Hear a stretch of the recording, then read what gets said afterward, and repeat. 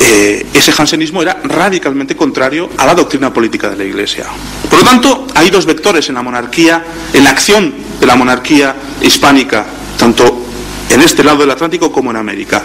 Un vector civilizador y tradicional, católico, en un sentido íntegro, no exclusivamente referido a la piedad personal de los agentes que participan. No, por supuesto que sí, tenemos una cantidad de santos que han florecido en la conquista de América que es impresionante.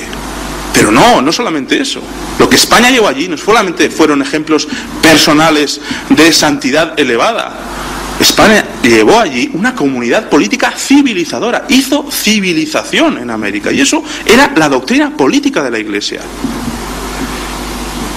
Pero existía el otro vector, que fue a la postre el que fue debilitando, el vector regalista, el de la concentración absolutizante del poder, que no tiene nada de católico, que es precisamente hostil a la doctrina, a la filosofía social de la Iglesia, lo que después se va a llamar la doctrina social de la Iglesia, aunque asuma exteriormente la pompa y el boato del culto católico. El jesuita Vizcardo, que había sido uno de los miles de expulsados de los territorios de España y que recaló en los estados pontificios, de origen peruano, venía a decir, a sostener, que la independencia de los estados, él llama las naciones, es un mal endémico del lenguaje, de las naciones americanas, estaba en la naturaleza misma de las cosas.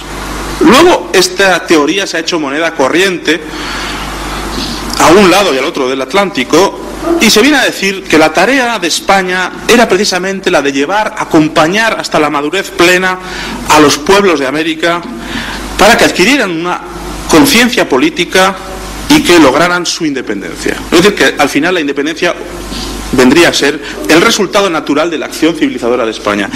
Nada más lejos de la realidad.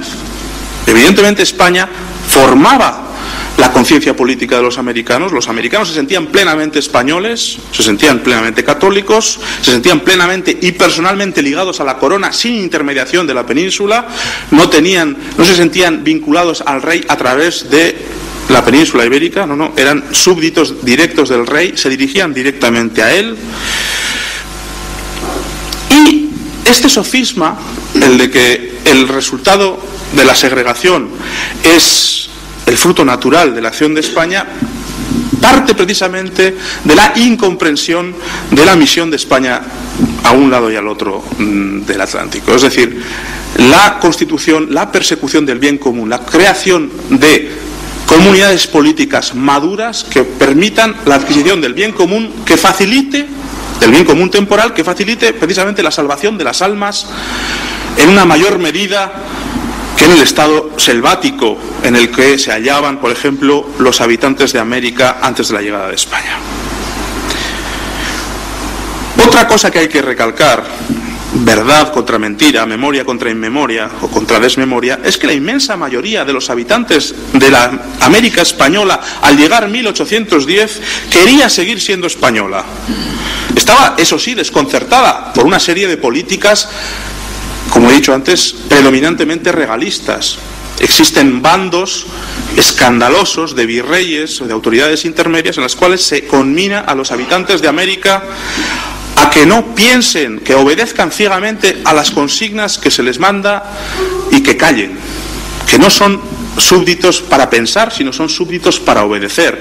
Es decir, es el destilado de esa doctrina de origen ultrapirenaico del absolutismo galicano, trasplantado a nuestra monarquía y que convivía de mala manera con la aplicación de las viejas leyes hispánicas y católicas que nunca fueron abrogadas. En vísperas de la secesión, en 1806, fue publicada una novísima recopilación de las leyes de Indias por orden de Carlos IV, en la cual no se abroga ninguna ley. Están vigentes todas las leyes desde Isabel la Católica, pero la aplicación de esas leyes convive con disposiciones gubernativas absolutamente contradictorias, regalistas.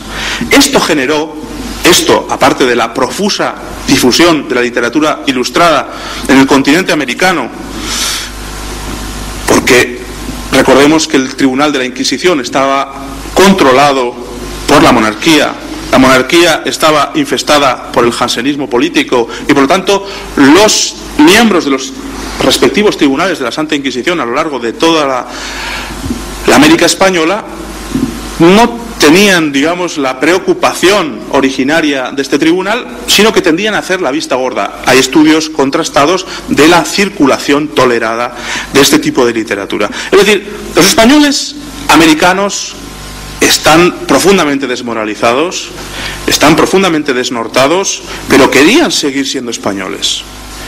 Eran profundamente manipulables, estaba España sumida en una gran crisis económica, eso es verdad, pero no tenían la voluntad de romper con el monarca. Tan es así que cuando los famosos sucesos de la Granja, los españoles de América viven con aprensión la situación de la familia real. Cuando Carlos IV abdica a favor de Fernando VII y las noticias llegan con 2 meses de retraso a la Nueva España, la algazara popular es total. Los cronistas de la época nos cuentan que hasta los niños llevaban retratos de Fernando VII en el sombrero, que había fiestas populares, que había verbenas para celebrar la llegada al trono del príncipe Fernando. Pero había una exigua minoría, eso es verdad, apoyada por la masonería, adoctrinada en Europa y fundamentalmente financiada por Inglaterra, que buscaba denodadamente la ruptura con España.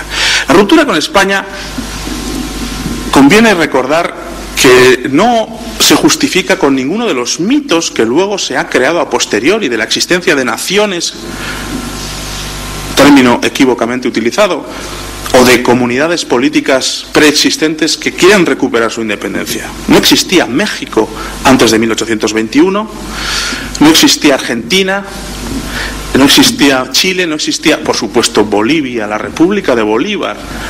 ¿Qué tipo de comunidad política quería recuperar su independencia llamándose la República de Bolívar? Tuvieron que disimular el nombre un poquito porque el proyecto de Sucre era escandaloso y acabó siendo el Alto Perú, se convirtió en Bolivia. Evidentemente no existía ningún tipo de ambición de reintegración política. Lo que existía además eran visiones contradictorias entre los llamados libertadores de América. La visión de Miranda es absolutamente incompatible con la visión de Bolívar. La visión de San Martín no tiene nada que ver con la de O'Higgins.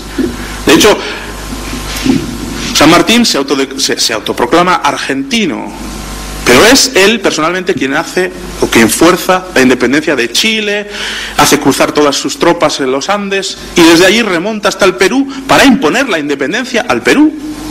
Él es, a punta de espada, quien hace publicar la primera constitución del Perú, cuando Perú, todavía muchos años después, seguirá, porque rechazó, lógicamente, esa constitución forzada e impuesta. Los peruanos no querían ser independientes de España, pero Bolívar y San Martín querían que lo fueran. Todavía muchos años después, o algunos años después, seguían siendo fieles súbditos de la corona.